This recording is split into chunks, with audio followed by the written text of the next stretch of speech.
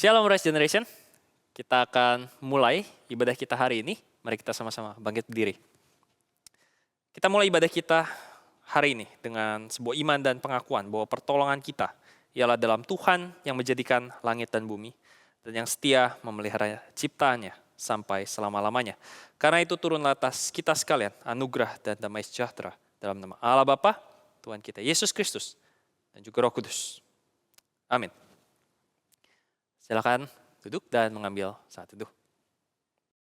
Shalom semuanya, Rise Generation, Rise for Him. Senang banget ya teman-teman, kita masih dikasih kesempatan untuk beribadah di pagi hari ini. Teman-teman, aku mau ajak kita semua untuk memuji Tuhan. Lord, you are good. Ayo semuanya tepuk tangan untuk Tuhan.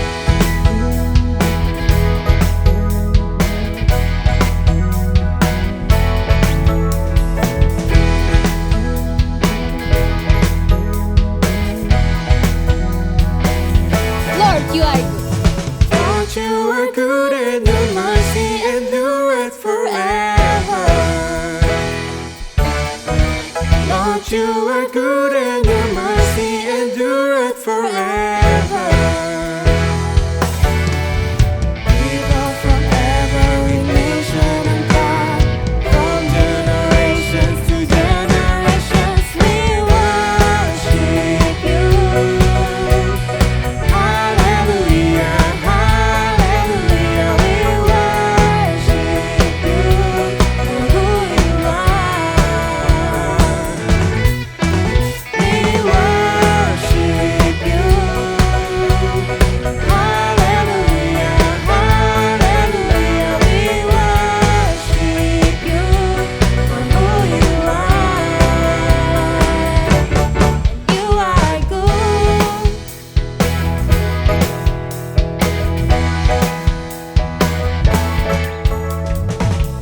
You are good and your mercy endureth forever. Lord, you are good and your mercy endureth forever. People from every nation and tongue, from generations to generations, we worship you.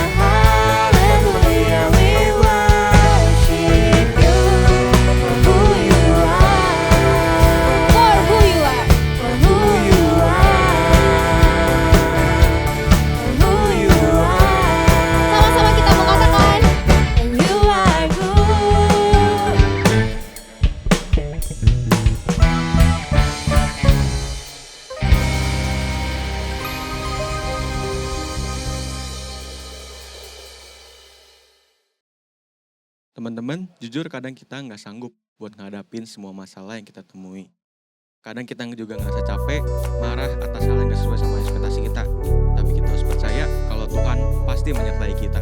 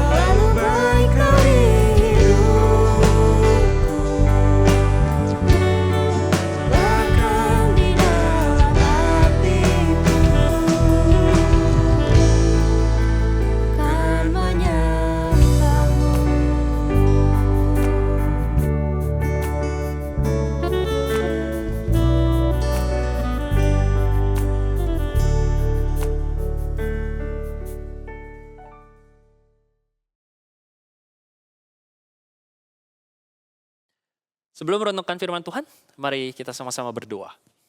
Bapa kami di surga, kami datang ke hadirat-Mu sekali lagi untuk boleh meminta pertolongan daripada Tuhan. Sebentar kami akan merenungkan firman-Mu. Kiranya Roh Kudus jamahlah hati kami supaya kami boleh mengerti apa yang menjadi kerinduan hati Tuhan. Untuk boleh kami pelajari. Mari kiranya Tuhan bersabda, karena kami siap mendengar. Dalam Kristus kami telah berdoa. Amin. Firman Tuhan hari ini terambil dari Lukas 18, ayatnya yang ke-9 sampai 14. Demikian firman Tuhan. Dan kepada beberapa orang yang menganggap dirinya benar dan memandang rendah semua orang lain, Yesus mengatakan perumpamaan ini. Ada dua orang pergi ke bait Allah untuk berdoa.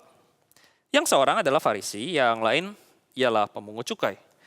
Orang Farisi itu berdiri dan berdoa dalam hatinya begini.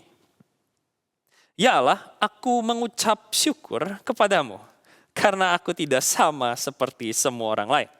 Bukan perampok, bukan orang lalim, bukan pezina, dan bukan juga seperti pemungut cukai ini. Aku berpuasa 2 kali seminggu, aku memberikan 1/10 dari penghasilanku. Akan tetapi, pemungut cukai itu berdiri jauh-jauh. Bahkan ia tidak berani menenggadah ke langit. Melainkan ia memukul diri dan berkata, Ya Allah, kasihanilah aku, orang berdosa ini. Aku berkata kepadamu, orang ini pulang ke rumahnya sebagai orang yang dibenarkan Allah dan orang lain itu tidak. Sebab barang siapa meninggikan diri, ia akan direndahkan. Barang siapa merendahkan diri, ia akan ditinggikan. Demikian firman Tuhan.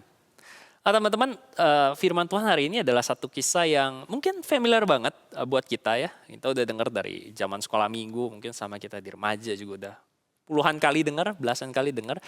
Itu satu kisah tentang dua tokoh yang kontras ya. Satu itu orang super saleh ya, hafal firman Tuhan, rajin ibadah ya, doanya rajin banget ya, dan disiplin rohaninya kenceng abis. Yang satu itu orang yang dianggap sebagai pendosa yang paling berat ya, golongan orang pendosa paling berat ya.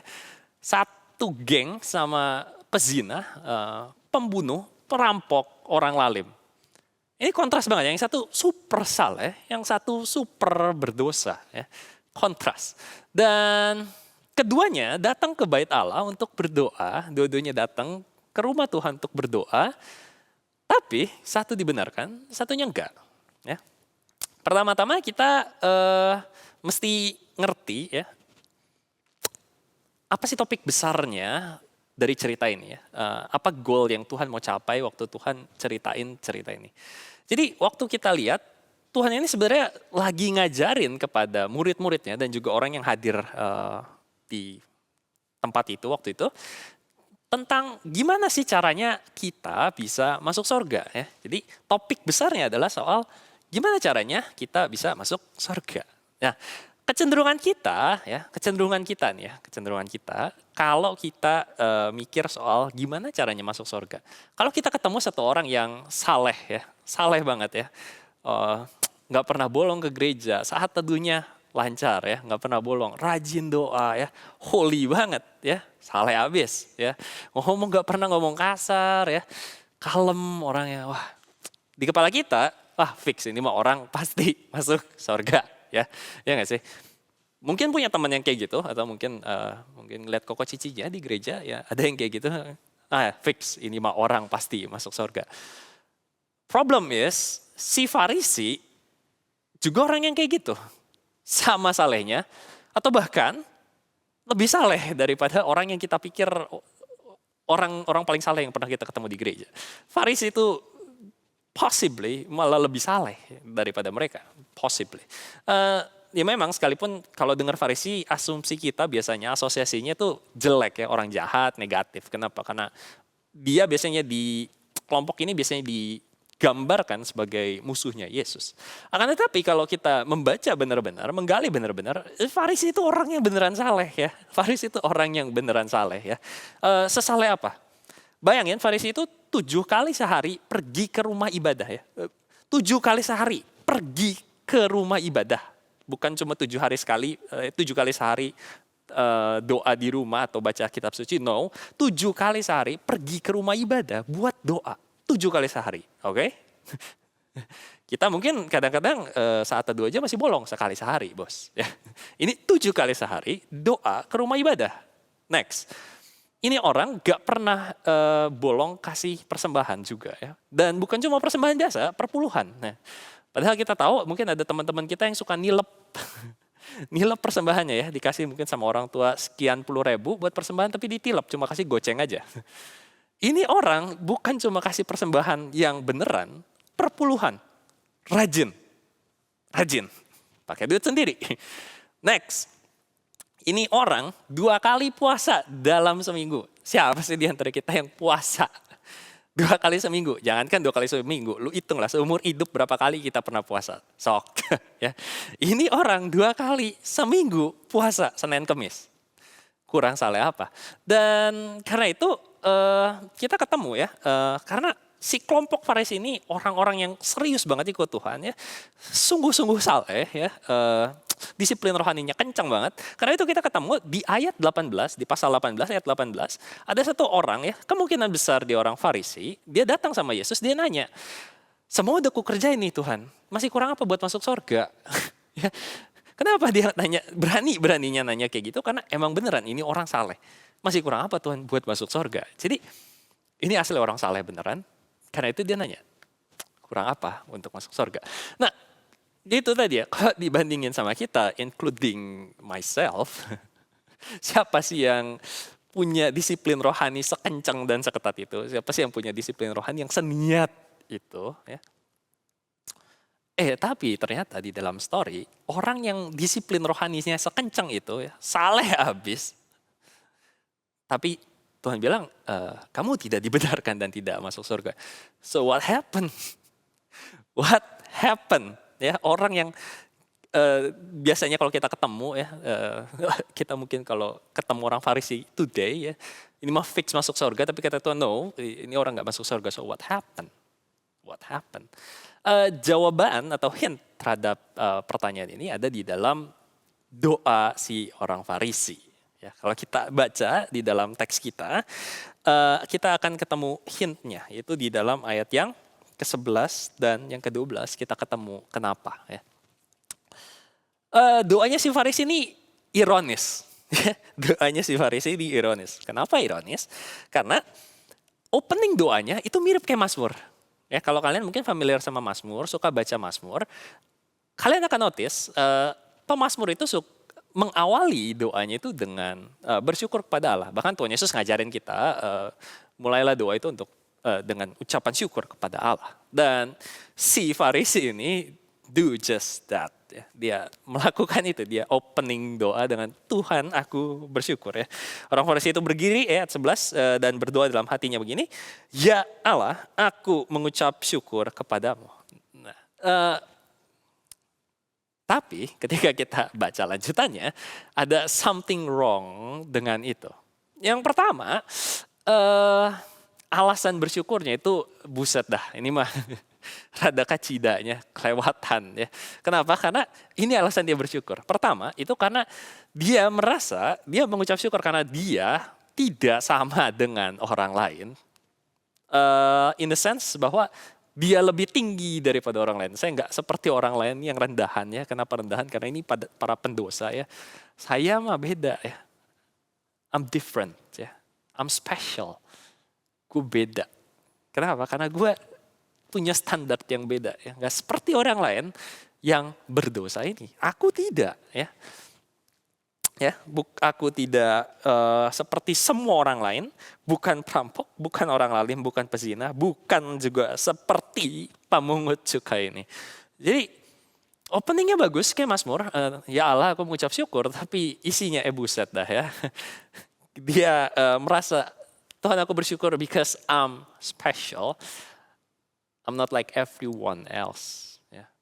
Kenapa? Aku bukan seperti orang berdosa. That's satu. Yang kedua, alasan kedua dia mengucap syukur juga karena dia kasih list kesalehan dia. Jadi dia mengucap syukur karena dia bisa melakukan banyak kesalehan. Ya, tadi listnya kita udah dengar bahwa aku berpuasa 2 kali seminggu. Ya, aku memberikan 1/10 dari penghasilanku, rutin kasih persembahan ke gereja, perpuluhan ke gereja, dan tidak berbuat dosa seperti orang lain. Jadi inilah di sini ironinya bahwa di dalam Mazmur, kalau kita baca Mazmur ya, dasar dari ucapan syukur para pemazmur adalah ketika mereka itu merasakan kebaikan Tuhan. Aku bersyukur kepada Tuhan karena Tuhan sudah melepaskan aku dari kesulitan. Aku mengucap syukur kepada Tuhan karena Tuhan menyembuhkan aku. Aku mengucap syukur kepada Tuhan karena Tuhan baik dalam hidupku. Orang ini nge-twist itu. Aku mengucap syukur kepada Tuhan karena I'm a good person, I'm special. I'm not like everyone else. Aku mengucap syukur karena achievement yang sudah aku miliki. Achievement yang sudah aku bangun. Aku mengucap syukur karena aku lebih baik daripada orang-orang berdosa di sekitarku. Jadi bayangin ya orang ini ya, bayangin orang ini bahwa orang ini adalah orang yang mengucap syukur kepada Tuhan karena dia merasa dia lebih superior daripada orang lain. Atas dasar apa? Atas dasar pencapaiannya sendiri. Oke, mungkin pernah nggak ya? Koko pengen tanya. Ya, coba ambil waktu ini untuk membayangkan, punya nggak atau pernah nggak ketemu orang yang kayak gini nih, spacious manusia seperti ini, spacious like this, yang entah itu kenalan kita ya, entah itu teman, entah itu saudara, atau mungkin orang di gereja, maybe, yang kayak si Farisi ini. Kesukaannya menghakimi orang lain ya, merasa dirinya lebih benar dari siapapun, merasa dirinya lebih suci dari siapapun, merasa orang lain lebih berdosa dari dia, dan suka merendahkan orang lain. I'm not like everyone else. Ya. Pernah nggak? Punya nggak kenalan? Coba bayangin ya, punya nggak kenalan orang kayak gini? Dan coba ingat lagi perasaan kita ketika kita mengingat sosok orang ini. What do you feel? Ketika kita ketemu orang yang kayak gini, apa perasaan kita? Respon otomatis kita biasanya adalah merasa inferior langsung ya. Oh iya ya, aduh gila, banyak dosanya nih ya. Nggak kayak dia ya. Saat teduh nggak pernah bolong ya, rajin pelayanan, hafal kitab suci. Aku mah apa, remah-remah roti gitu ya. Dan kecenderungan kita adalah setelah kita dibuat merasa inferior adalah kita ingin membalas. Ya, kita ingin membalas. Kalau mau jujur ya. Cara membalasnya gimana? Kita akan mencoba mencari kelemahannya dia juga ya. Dan one day kalau kita ketemu, dan mungkin most probably kita akan ketemu ya. Oh ternyata orangnya agak ember mulutnya. Ya, memang hafal kitab suci sih, tapi orangnya agak ember. Dan kita merasa, lu mah sama aja. Ya. Itu cara kita membalas. Ya. Kecenderungan kita adalah ketika kita ketemu orang yang kayak si Farisi ini, kita akan cari kelemahannya di mana dan kita akan balas. Ya. Lu mah sama aja. Dan one day kalau kita beneran ketemu, ya, dia bikin kita feel so annoyed. Kita akan balas. Ya. Lu mah sama aja, ngomongnya doang. So suci lu mah gitu ya. That's the problem.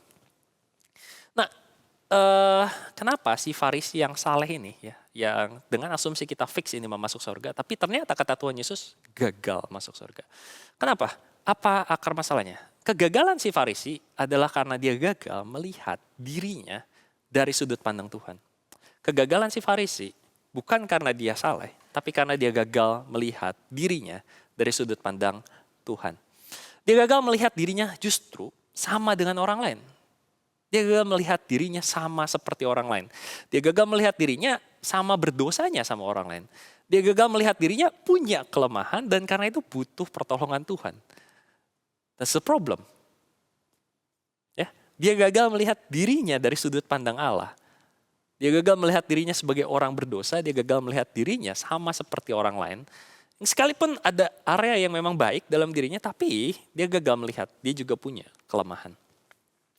So, apa yang harus kita lakuin? Sebagai orang Kristen, jadi sikap apa yang benar? Sikap yang benar adalah kita harus menyadari bahwa setiap orang, everyone have their own problem and weakness. Setiap orang punya masalah dan kelemahannya sendiri. Punya dosanya sendiri. Including saya, termasuk saya. Ya, saya punya masalah dengan kesombongan. Ya, mungkin nggak kelihatan. Atau mungkin itu yang paling gampang dinotis sama orang. Ini mah orangnya sombong banget ya. Rese ini orang. Mungkin orang lain nggak punya masalah dengan kesombongan. Mungkin orang lain punya problem yang lain. Ya, mungkin lebih gampang julid. Atau mungkin punya masalah dengan pornografi. Mungkin punya masalah dengan kejujuran. Ya. Setiap orang punya masalahnya sendiri. Dan punya kelemahannya masing-masing. Kita tidak dipanggil untuk merasa superior. Kita tidak dipanggil untuk merasa lebih hebat dari orang lain. Dan kita tidak pernah dipanggil untuk membandingkan diri kita dengan sesama kita. Sikap hati orang Kristen yang semestinya adalah setiap kita harusnya merendahkan diri di hadapan Tuhan. Kenapa? Karena setiap kita punya dosanya masing-masing. Dan ketika kita merendahkan diri di hadapan Tuhan, ya, terutama setelah kita melewati masa Paskah, kita diajak untuk meratapi keberdosaan kita sendiri.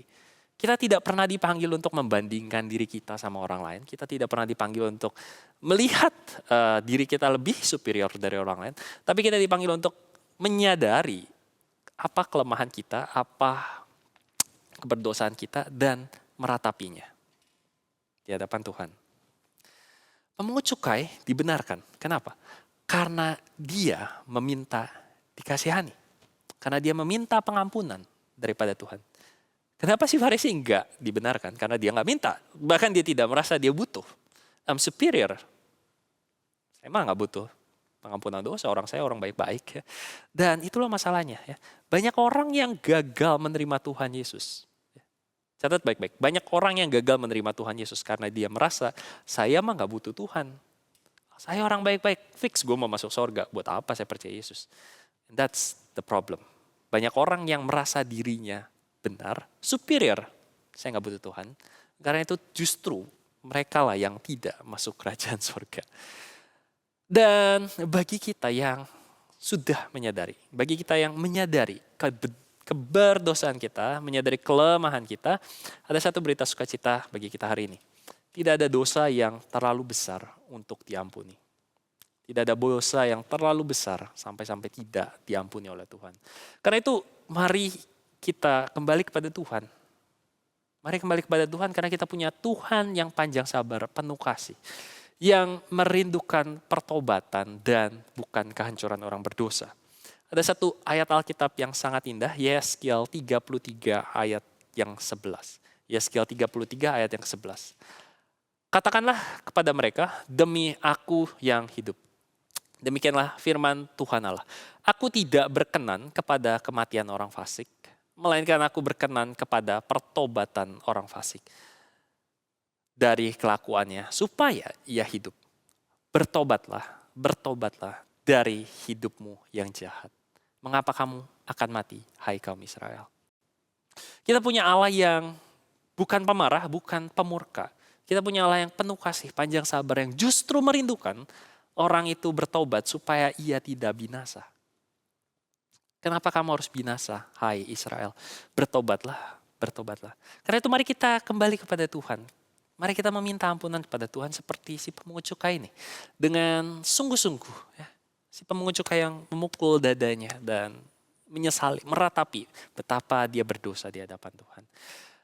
Kenapa? Karena kita punya Allah yang panjang sabar, tidak mudah marah, penuh belas kasihan yang justru merindukan setiap orang bertobat dan mendapatkan kehidupan. Dia mengampuni setiap kita yang sungguh-sungguh datang dan memohon pengampunan. Mari kita sama-sama datang kepada Tuhan dan kembali. Kalau hari ini kamu pernah dibuat merasa berdosa sama orang, kalau kamu diingatkan, disadarkan akan dosamu, jangan takut. Kembali kepada Tuhan dan minta pengampunan daripadanya. Kita punya Allah yang penuh belas kasihan, yang merindukan orang justru untuk hidup. Bukan orang fasik, hancur di dalam dosanya, tetapi supaya dia bertobat dan beroleh hidup. Bagi kita yang hari ini sudah diampuni dan mendapatkan pengampunan, mari mengampuni sesama kita. Kita semua sama berdosanya, karena itu kita butuh anugerah Allah. Dan mari kita yang sudah diampuni, sudah mendapatkan anugerah Allah, dari Allah yang pengasih dan penyayang itu, mari kita juga menjadi pribadi yang pengasih dan penyayang. Mengampuni mereka yang juga bersalah kepada kita. Mari kita berdoa. Bapa kami yang di surga, kami mengucap syukur karena kami punya Allah yang pengasih dan pengampun. Yang menerima kami sekalipun kami begitu berdosa. Sekalipun kami bahkan jijik dengan diri kami sendiri dan jijik dengan dosa kami sendiri. Tapi Tuhan tidak pernah jijik pada kami. Bahkan Tuhan merindukan kami pulang untuk mendapatkan pemulihan daripadamu. Luputkan kami dari kesalahan orang Farisi yang merasa superior. Kalau kami mungkin sudah sering ikut pelayanan, kami mungkin sering ikut aktivitas gereja, mungkin kami punya jabatan di gereja, dan kami merasa kami lebih superior daripada orang lain. Tolong kami supaya kami tidak terjerumus di dalam kesalahan yang sama. Tapi tolong kami senantiasa untuk boleh menyadari keberdosaan kami. Senantiasa meratapi keberdosaan kami. Dan biarlah dari sana kami beroleh hati yang lemah lembut dan rendah hati seperti hati Tuhan.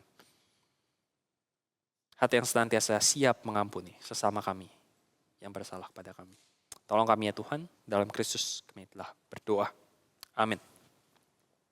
Mari kita bangkit berdiri, mari kita mengikrarkan pengakuan iman kita, pengakuan iman rasuli.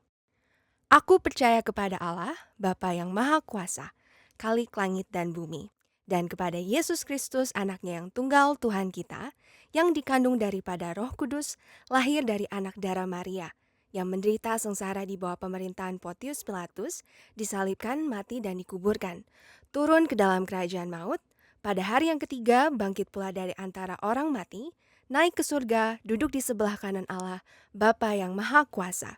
Dan dari sana ia akan datang untuk menghakimi orang yang hidup dan yang mati. Aku percaya kepada Roh Kudus, gereja yang kudus dan am, persekutuan orang kudus, pengampunan dosa, kebangkitan orang mati, dan hidup yang kekal. Amin. Silahkan duduk. Mari kita memberikan yang terbaik melalui persembahan kita minggu ini. Teman-teman bisa memberikan persembahan melalui QR Code yang tertera pada layar teman-teman.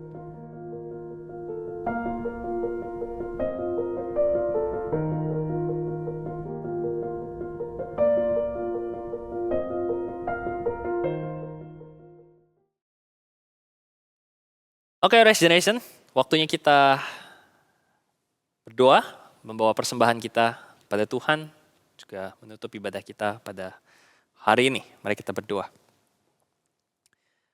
Ya Tuhan, bersama dengan persembahan yang kami berikan padamu hari ini, kami menyerahkan juga segenap diri kami untuk boleh sungguh-sungguh mempercayakannya kepada Tuhan. Bukan bersandar pada kekuatan kami sendiri, bukan bersandar kepada superioritas kami, tapi biarlah kami boleh menyadari bahwa kami manusia yang lemah, kami manusia yang berdosa, dan karena itu kami butuh akan anugerah Tuhan. Terimalah persembahan kami, rasa syukur kami kepada Tuhan atas pengampunan yang Kau berikan. Terimalah persembahan kami, lambang penyerahan diri kami juga kepada Tuhan. Kiranya Tuhan yang boleh pakai untuk boleh memperluas kerajaan-Mu, Tuhan yang boleh pakai biarlah sungguh-sungguh membawa kemuliaan bagi nama Tuhan. Jemaat sekalian, mari kita bangkit berdiri dan terimalah berkat daripada Tuhan. Kiranya kasih karunia dari Allah Bapa, Tuhan kita Yesus Kristus, dan juga Roh Kudus memberi kepada kita pertolongan, memberi kepada kita kesadaran, memberi kepada kita penyertaannya dari sekarang sampai selama-lamanya. Amin.